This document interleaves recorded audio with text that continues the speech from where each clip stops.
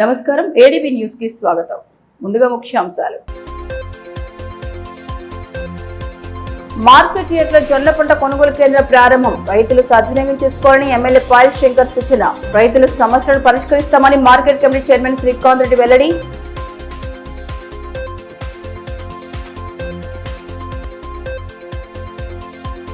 ఉపాధి హామీ పథకాన్ని నిర్వీర్యం చేసేందుకు కేంద్ర ప్రయత్నాలు.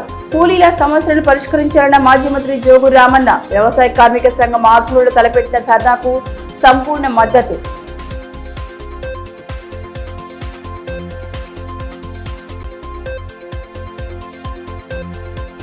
పోలీస్ శాఖ ఆధ్వర్యంలో ప్రారంభమైన వేసవి శిబిరం. క్రీడలతో పాటు వివిధ అంశాలపై శిక్షణ అందించనున్నామన్న ఎస్పీ అఖిల్ మహాజన్.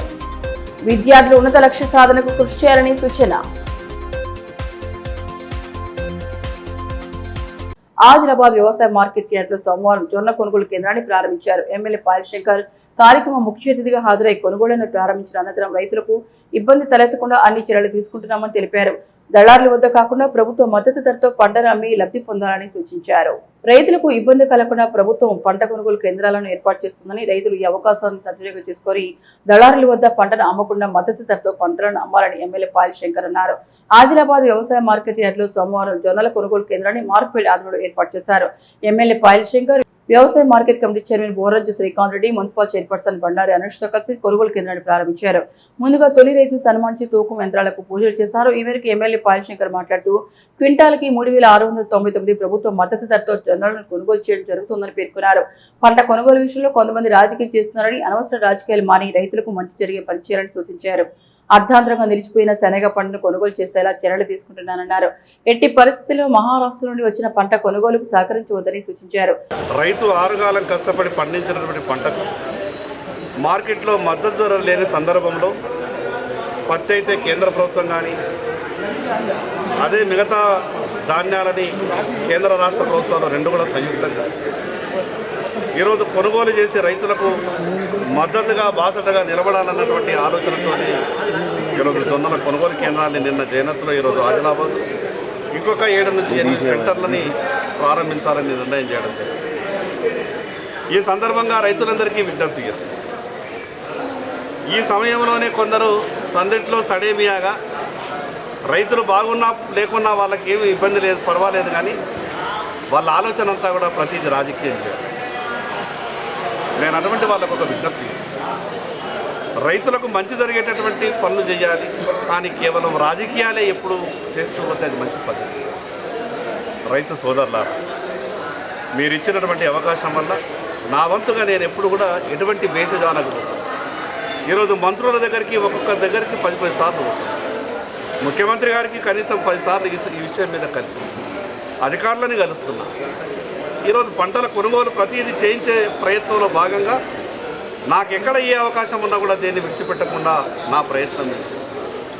ఈరోజు రైతులు పండించినటువంటి పంటని ప్రభుత్వం ఈరోజు కొనుగోలు చేస్తున్నటువంటి సందర్భంలో రైతులంతా కూడా సాధ్యమైన తొందరగా మార్కెట్కు తీసుకొచ్చి అమ్ముకునేటటువంటి ప్రయత్నం చేయాలి.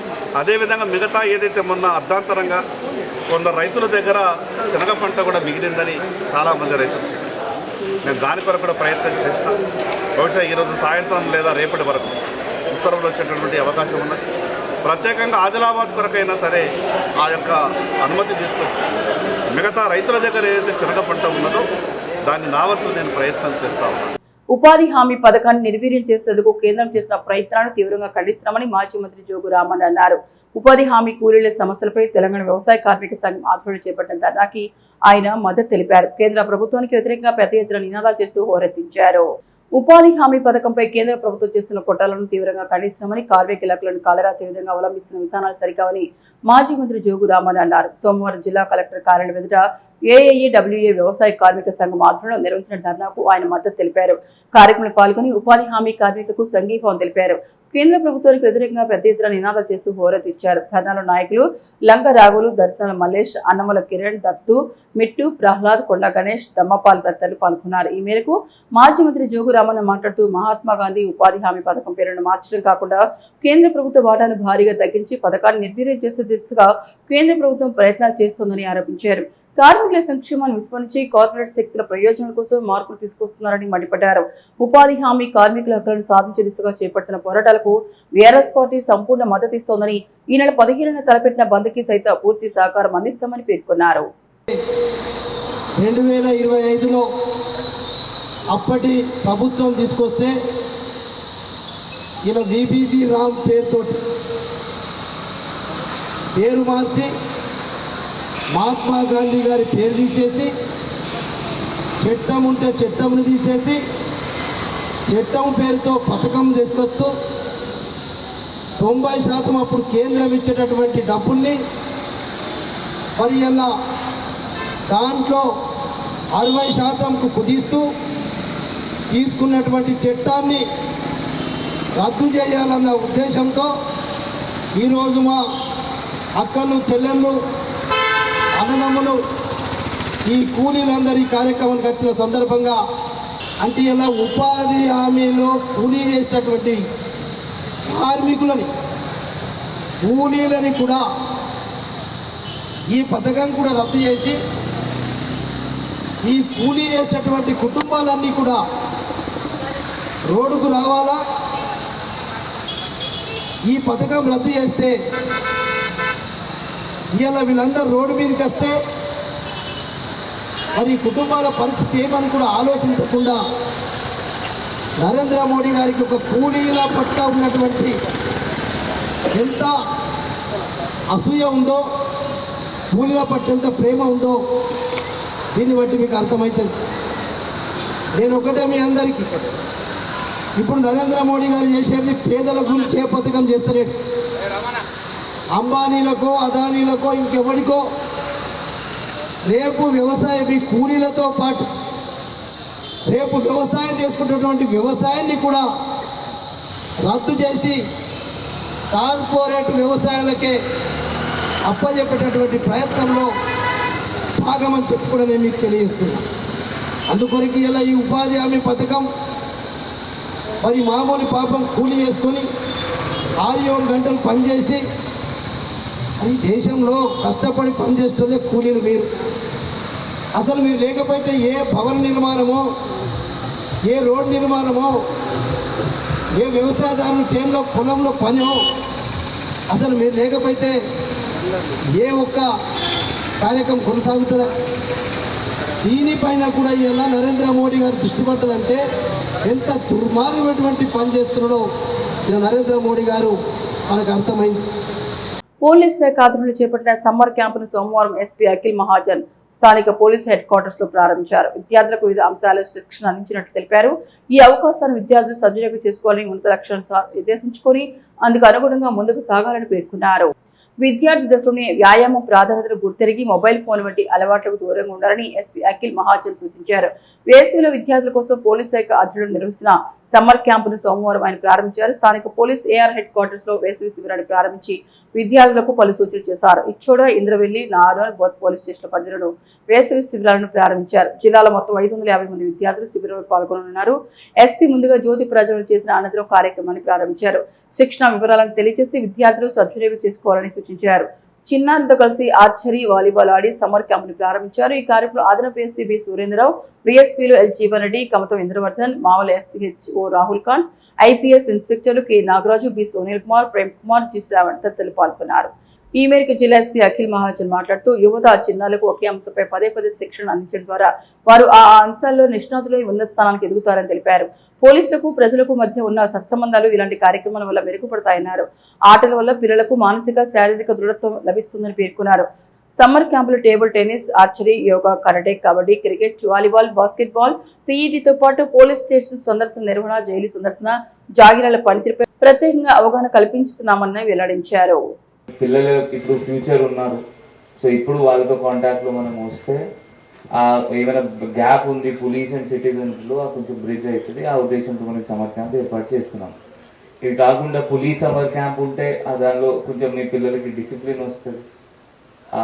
డిసిప్లిన్ ఎట్లా ఉంటుంది అది వీళ్ళకి ఆల్రెడీ నిన్న చెప్పడం జరిగింది. దట్ మనం జస్ట్ ఈ 4-5 స్పోర్ట్స్ కాకుండా వీళ్ళకి కొంచెం పరేడ్ నేర్పించాలి, కొంచెం డిసిప్లిన్ నేర్పించాలి. At least every day 5 to 10 minutes so that మీ పిల్లలు కూడా ఇంట్లో లేకపోతే బయట వాళ్ళు డిసిప్లిన్లో ఉంటారు.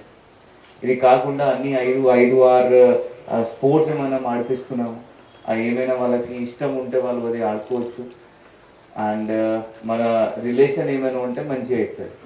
ఈ మనం కమ్యూనిటీ పోలీసింగ్లో జనరల్గా మీకోసం పేరుతో ఒక ఇనిషియేటివ్ స్టార్ట్ చేసాము జిల్లాలో. దాని సందర్భంగా ఈ సమ్మర్ క్యాంప్ కూడా నడుస్తుంది. ఈ ఒక నెల మనం ఈ లాస్ట్ వరకు చేస్తాము. దాని తర్వాత ఆ పిల్లలకి పార్టిసిపేషన్ సర్టిఫికేట్స్ కూడా మనం ఏర్పాటు చేస్తాం. ఎందుకంటే ఎప్పుడైనా మనం జాబ్కి పోవాలి పెద్ద అయిన తర్వాత వాళ్ళు అడుగుతారు ఏమైనా అచీవ్మెంట్స్ ఏమైనా ఉన్నాయంటే. నాకు గుర్తుంది, నేను ఇంటర్వ్యూ ఇచ్చినప్పుడు నాకు అడిగారు ఏమైనా అట్లా పార్టిసిపేషన్స్ ఎక్కడైనా ఉన్నాయా లేదా. నా దగ్గర ఏం లేవు. సో ఇప్పుడు పిల్లలకి అది మన అప్రిసియేషన్ సర్టిఫికేట్ ఇస్తే ఆ ఫ్యూచర్లో కూడా మీకు అది యూజ్ అవుతుంది ఎప్పుడైనా. మేబీ ప్రైవేట్ జాబ్ ఉండొచ్చు, గవర్నమెంట్ జాబ్ ఉండొచ్చు. మెయిన్ ఉద్దేశం మీకు ఒక డిసిప్లిన్, మీ పిల్లలకి డిసిప్లిన్ ప్లస్ ఈ అన్ని వాళ్ళకి ఏమైనా స్పోర్ట్స్లో ఇంట్రెస్ట్ ఉంటే వాళ్ళ స్పోర్ట్స్ మళ్ళీ ఆడుకొని మళ్ళీ నెక్స్ట్ ముందుకు పోవాలి అంటే అది ముందుకు పోవాలి. పట్నంలోని శ్రీ రేణుకామాత ఆలయ వార్షికోత్సవ వేడుకలను సోమవారం ఘనంగా జరిపారు. ఉదయం నుండి ప్రత్యేక పూజలు, హారతలతో అమ్మవారిని కొలిచారు. వేడుకల్లో భాగంగా శ్రీ జమదగ్ని రేణుకామాత కళ్యాణ మహోత్సవాన్ని వైభవంగా జరుపుగా భక్తులు పెద్ద సంఖ్యలో హాజరయ్యారు. పట్టణంలోని రేణుకా నగర్ లో గల శ్రీ రేణుకామాత ఆలయ వార్షికోత్సవ కార్యక్రమాన్ని వైభవంగా జరుపుతున్నారు. ఉత్సవాల భాగంగా వివిధ ఆధ్యాత్మిక వేడుకలను ఘనంగా జరుపుతుండగా భక్తులు పెద్ద సంఖ్యలో హాజరై ప్రత్యేక పూజలు జరుపుతున్నారు. సోమవారం శ్రీ జమదగ్ని మహతి రేణుకామాత కళ్యాణ మహోత్సవాన్ని శాస్త్రోక్తంగా జరిపారు. వేద పండితులు ఫణతల ప్రవీణ్ శర్మ మంత్రోచ్చరణ నడుమ కళ్యాణ ఘట్టాన్ని జరిపారు. చుట్టుపక్కల కాలనీ నుండి సైతం భక్తులు పెద్ద సంఖ్యలో హాజరై కళ్యాణ మహోత్సవాన్ని వీక్షించారు. ఆలయ కమిటీ ఆధ్వర్యంలో భక్తులకు ఇబ్బంది కలగకుండా అన్ని చర్యలు తీసుకున్నారు. ఎమ్మెల్యే పాయలశంకర్ వేడుకలు పాల్గొని ప్రత్యేక పూజలు చేశారు. అమ్మవారిని దర్శించుకుని వేద పండితుల ఆశీర్వచనాలు స్వీకరించారు. అదేవిధంగా సనాతన హిందూ ఉత్సవ సమితి అధ్యక్షుడు ప్రమోద్ కుమార్ ఖత్రితో పాటు సమితి సభ్యులు ఉత్సవాల్లో పాల్గొని ప్రత్యేక పూజలు జరిపారు. అనంతరం భక్తులకు మహాన్నదానం ఏర్పాటు చేశారు. లోకరక్షణ హేతునా కంఠే బధ్నామి శుభగే సహజీవ శరద మాంగళ్య ధారణ ముహూర్తో అస్తు అనుకూల్యత ఫలసిద్ధిరస్తు.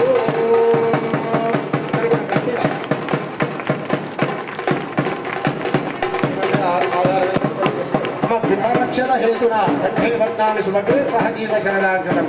మా ఇంటికి రగడము అట్లాగే కళ్యాణ మహోత్సవం అంతా కూడా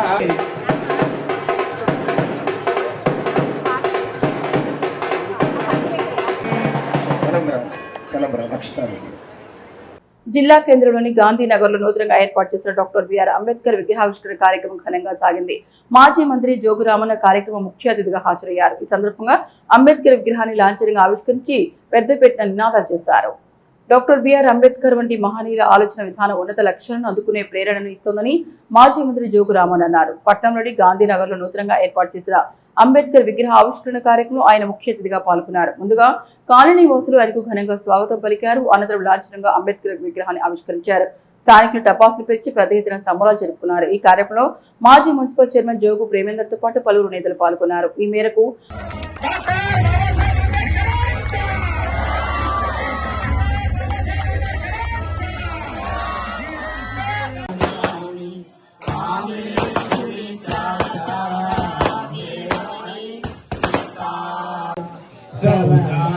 संगरी शास्त्र करी कापला हरि भारती महामानुभूति सात सज्ञ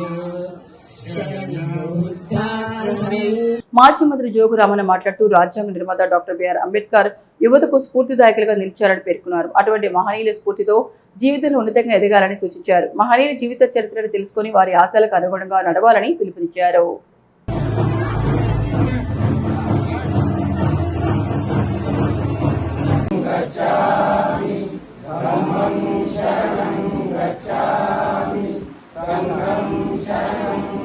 ప్రజా సమస్యల పరిష్కారానికి సత్వర చర్యలు తీసుకోవాలని అదనపు కలెక్టర్లు రాజేశ్వర్, చిత్రు అధికారులకు సూచించారు. సోమవారం నిర్వహించిన ప్రజావాణి ఫిర్యాదుల విభాగంలో వారు పాల్గొని ప్రజల నుండి వినతులను స్వీకరించిన అనంతరం అధికారులకు పలు సూచనలు చేశారు.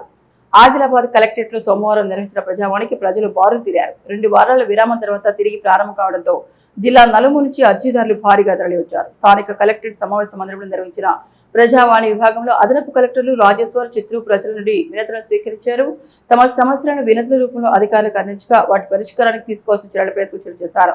ఈ సందర్భంగా అదనపు కలెక్టర్లు మాట్లాడుతూ ప్రజా సమస్యలను వెంటనే పరిశీలించి పరిష్కారానికి తగిన చర్యలు తీసుకోవాలని ఆదేశించారు. ఫిర్యాదులను పెండింగ్ లో ఉంచకుండా త్వరితగతిన పరిష్కరించే దిశగా సత్వర చర్యలు చేపట్టాలని సూచించారు.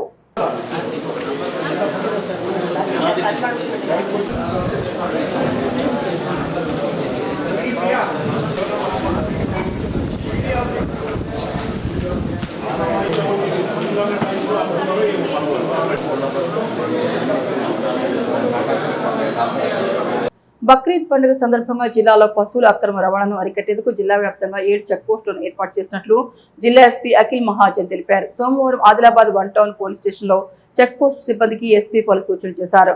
ప్రతి వాహనాన్ని క్షుణ్ణంగా తనిఖీ చేయాలని, ఎలాంటి అక్రమ రవాణా జరగకుండా అప్రమత్తంగా ఉండాలని ఆదేశించారు. Pipparavada, Anandpur, Shankaraguda, Laxmipur, Lokari, Utnoor, X road, Khanpur check post వద్ద 24 గంటల షిఫ్ట్ విధానంలో సిబ్బంది విధులు నిర్వహిస్తారన్నారు. అంతర్రాష్ట్ర చెక్ పోస్టుల వద్ద ఎస్ఐ స్థాయి అధికారులు పర్యవేక్షణ కొనసాగిస్తారని పేర్కొన్నారు. ప్రతి వాహనాన్ని క్షుణ్ణంగా తనిఖీ చేయాలని, పశువులతో ఉన్న వాహనాల పత్రాలు పరిస్థితిని పరిశీలించాలన్నారు. అక్రమంగా తరలిస్తున్న పశువులను గుర్తిస్తే గోశాలలకు తరలించాలని, తనిఖీ నుంచి తప్పించుకునే ప్రయత్నం చేస్తే వెంటనే పై అధికారులకు సమాచారం ఇవ్వాలని సూచించారు. ఈ కార్యక్రమంలో డీఎస్పీ ఎల్ జీవన్ రెడ్డి, సిఐలు B Sunil Kumar, K Nagaraju, Prem Kumar, G Shravan, CH Ramesh, reserve ఎస్ఐలు, ఇతర సిబ్బంది పాల్గొన్నారు.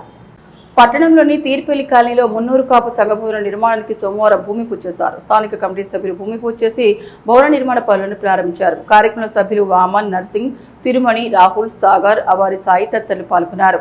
స్థానికంగా విరాళాలు సేకరించి సంఘ భవన నిర్మాణం చేపడుతున్నట్లు సభ్యులు తెలిపారు. గోవుని జాతీయ ప్రాణిగా ప్రకటించాలన్న డిమాండ్తో హైదరాబాద్ లో నిర్వహించిన గోమాత మహా నిరాహార దీక్షలో జిల్లా గోమాత సేవా సమితి వ్యవస్థాపక అధ్యక్షులు బ్రహ్మరవతి గణేష్ వర్మ పాల్గొన్నారు. జిల్లా నుండి ఆయనతో పాటు శివకుమార్ తదితరులు దీక్షలో భాగస్వాములయ్యారు. హిందువులు దైవంగా భావించే గోమాత సంరక్షణకు ప్రతి ఒక్కరూ ముందుకు రావాలని గణేష్ వర్మ పేర్కొన్నారు. వేసవిలో గోవుల ఆకలి, దాహార్తి తీర్చాలన్నారు. గోవును జాతీయ ప్రాణిగా ప్రకటించాలని, ఆ దిశగా ప్రభుత్వాలు చర్యలు తీసుకోవాలన్నారు. అసెంబ్లీ ఎన్నికల ఫలితాల్లో 3 రాష్ట్రాల్లో బీజేపీ విజయం సాధించిన పట్ల ఆ పార్టీ నేతలు సంబరాలు జరుపుకున్నారు. స్థానిక ఎమ్మెల్యే క్యాంపు కార్యాలయం వద్ద నిర్వహించిన వేడుకలో ఎమ్మెల్యే పాయల్ శంకర్ శ్రేణులతో కలిసి పాల్గొన్నారు. ఇక ఎన్నికలు ఏవైనా ప్రజలు బీజేపీపై నమ్మకంతో పట్ట కడుతున్నారని ఈ సందర్భంగా ఆయన పేర్కొన్నారు. 5 రాష్ట్రాల ఎన్నికల ఫలితాలు సోమవారం విడుదల కాగా అస్సాం, పశ్చిమ బెంగాల్, పాండిచేరి రాష్ట్రాల్లో బీజేపీ ఘన విజయం సాధించడంపై ఆ పార్టీ శ్రేణులు ఘనంగా సంబరాలు జరుపుకున్నారు. స్థానిక ఎమ్మెల్యే క్యాంపు కార్యాలయం వద్ద నిర్వహించిన వేడుకల్లో ఎమ్మెల్యే పాయల్ శంకర్ నేతలతో కలిసి పాల్గొన్నారు. టపాసులు కలిసి స్వీట్లు పంచుకున్నారు. 3 రాష్ట్రాల్లో బీజేపీ ఘన విజయం సాధించడం పట్ల హర్షం వ్యక్తం చేస్తూ పెద్ద ఎత్తున నినాదాలు చేశారు. కార్యక్రమంలో బీజేపీ జిల్లా అధ్యక్షుడు పతంగి బ్రహ్మానంద్, నాయకులు లాలా మున్నా, దినేష్, మాటోలియా, జోగురవి, గండా జీవన్, బండారి పోషణ, గట్టిగా సంతోష్ తదితరులు పాల్గొన్నారు. పశ్చిమ బెంగాల్ అసెంబ్లీ ఫలితాలని రానున్న రోజుల్లో తెలంగాణలో వస్తాయని ఎమ్మెల్యే పాయల్ శంకర్ ధీమా వ్యక్తం చేశారు. రాష్ట్రంలో అరాచక పాలన పోవాలంటే బీజేపీ రావాలని, అందుకు కార్యకర్తలు ఇప్పటి నుండి సన్నద్ధం కావాలని పిలుపునిచ్చారు. దేశవ్యాప్తంగా ప్రధాని మోదీ నాయకత్వాన్ని ప్రజలు బలపరుస్తున్నారని, ఎక్కడ ఎన్నికలు జరిగినా బీజేపీకి ప్రజలు పట్టం కడుతున్నారని పేర్కొన్నారు. ఈ రోజు వచ్చినటువంటి ఫలితాలలో దాదాపు 90% ఫలితాలు భారతీయ జనతా పార్టీకి అనుకూలంగా. ఈ సందర్భంగా ఈ రాష్ట్రంలో ఉన్నటువంటి ప్రతి ఒక్క భారతీయ జనతా పార్టీ కార్యకర్తకు విజ్ఞప్తి చేస్తా ఉన్నారు. వచ్చేటటువంటి 2.5 సంవత్సరాల లోపు మనమంతా కూడా కలిసి కష్టపడదాం. రేపు వచ్చేటటువంటి రోజుల్లో ఈ తెలంగాణ రాష్ట్రంలో ఏ రకంగానైతే పశ్చిమ బెంగాల్లో భారతీయ జనతా పార్టీ అక్కడ అధికారంలోకి వచ్చిందో ఆ రకమైనటువంటి ఫలితాలే రేపు తెలంగాణ రాష్ట్రంలో వచ్చే వరకు భారతీయ జనతా పార్టీ కార్యకర్తలు కష్టపడి పనిచేద్దాం. మరొక్కసారి భారతీయ జనతా పార్టీకి ఎంత గొప్ప విజయాన్ని ఇచ్చినటువంటి ఆ రాష్ట్రాల ప్రజలందరికీ కూడా తెలంగాణ రాష్ట్ర భారతీయ జనతా పార్టీ తరఫున ప్రత్యేకంగా అభినందనలు తెలియజేస్తా ఉన్నాం. గ్రామాల ఈ సంబరాలు జరగాలి. రేపు వచ్చేటటువంటి రోజులలో ఇక్కడ ఉన్నటువంటి ఈ నికృష్ట పాలన, ఈ కాంగ్రెస్ పాలన కూడా పోవాలి. కాంగ్రెస్ పాలన పోతే కానీ ఈ రాష్ట్రంలో మంచి జరిగేటటువంటి అవకాశం లేదు. అందుకే ప్రతి ఒక్క కార్యకర్త కలిసి కష్టపడి పనిచేద్దాం. రేపు పశ్చిమ బెంగాల్లో ఏ రకంగానైతే ఈనాడు ఫలితాలు వచ్చినాయో ఆ రకమైనటువంటి ఫలితాలు తెలంగాణ రాష్ట్రంలో వచ్చే వరకు మనమంతా కూడా కలిసి పోరాటం చేద్దామని మరొకసారి ఈ విజయాన్ని ప్రతి గ్రామాన పార్టీ కార్యకర్తలందరూ కూడా ఈ ఆనందంతో సంబరాలు జరుపుకోవాలని ప్రతి ఒక్క కార్యకర్తకు విజ్ఞప్తి చేస్తారు. ఆదిలాబాద్ మార్కెట్ కమిటీ చైర్మన్ గా నియమితులైన బోరంతి శ్రీకాంత్ రెడ్డి జిల్లారెడ్డి సంఘం ఆధ్వర్యంలో సోమవారం ఘనంగా సన్మానించారు. జిల్లా కేంద్రంలోని సంఘ భవనంలో అధ్యక్షుడు నల్లా నారాయణ రెడ్డి ఆధ్వర్యంలో శాలువాలతో సన్మానించి అభినందనలు తెలియజేశారు. కార్యక్రమంలో సంఘం ప్రధాన కార్యదర్శి గోపిడి రామరెడ్డి, కోశాధికారి కృష్ణారెడ్డి, నవీన్ రెడ్డి, చంద్రశేఖర్ రెడ్డి, అడ్డి ప్రకాష్ రెడ్డి తదితరులు పాల్గొన్నారు. ముఖ్యాంశాలు మరొకసారి చూద్దాం. మార్కెట్ యార్డ్ల జొన్న పంట కొనుగోలు కేంద్రం ప్రారంభం. రైతులు సద్వినియోగం చేసుకోవాలని ఎమ్మెల్యే పాయల్ శంకర్ సూచన. రైతుల సమస్యలను పరిష్కరిస్తామని market committee chairman Srikanth Reddy వెల్లడి.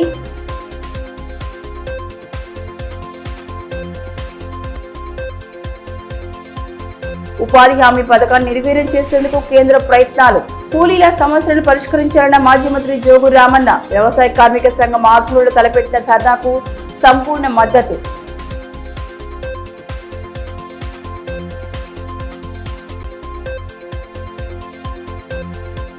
పోలీస్ శాఖ ఆధ్వర్యంలో ప్రారంభమైన వేసవి శిబిరం. క్రీడలతో పాటు వివిధ అంశాలపై శిక్షణ అందించనున్నామన్న ఎస్పీ అఖిల్ మహాజన్. విద్యార్థులు ఉన్నత లక్ష్య సాధనకు కృషి చేయాలని సూచన. ఇవి ఈనాటి వార్తలు. చూస్తూనే ఉండండి ఏడీపీ న్యూస్.